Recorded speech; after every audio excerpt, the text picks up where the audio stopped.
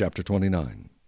Furthermore, King David said to all the assembly, My son Solomon, whom alone God has chosen, is young and inexperienced, and the work is great, because the temple is not for man, but for the Lord God. Now for the house of my God I have prepared with all my might gold for things to be made of gold, silver for things of silver, bronze for things of bronze, iron for things of iron, wood for things of wood, onyx stones, stones to be set, glistening stones of various colors, all kinds of precious stones, and marble slabs in abundance.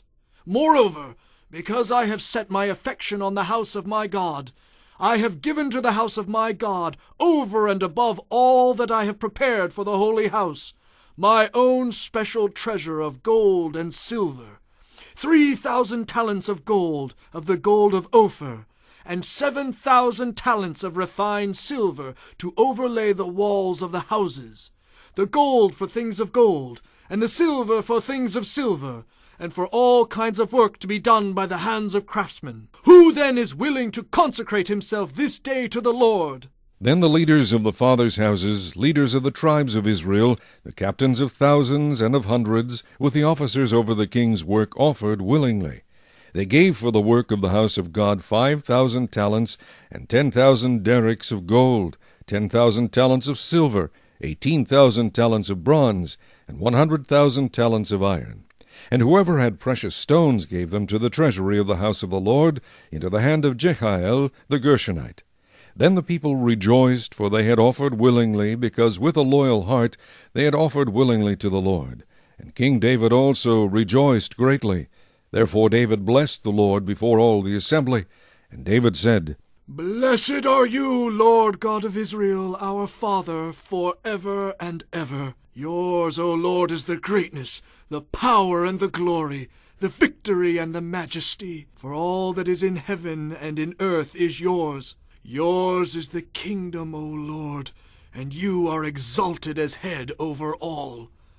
Both riches and honor come from you, and you reign over all. In your hand is power and might. In your hand it is to make great and to give strength to all. Now therefore, our God, we thank you and praise your glorious name. But who am I, and who are my people, that we should be able to offer so willingly as this?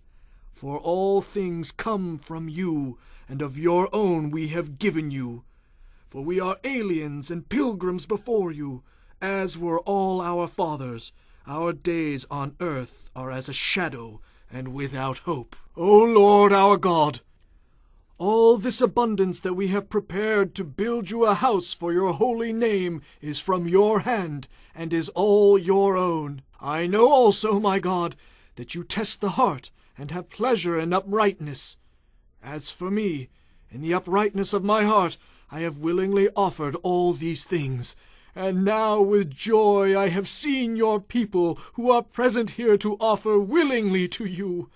O Lord God of Abraham, Isaac, and Israel, our fathers, keep this forever in the intent of the thoughts of the heart of your people, and fix their heart toward you. And give my son Solomon a loyal heart to keep your commandments and your testimonies and your statutes, to do all these things, and to build the temple for which I have made provision. Then David said to all the assembly, Now bless the Lord your God. So all the assembly blessed the Lord God of their fathers, and bowed their heads and prostrated themselves before the Lord and the king.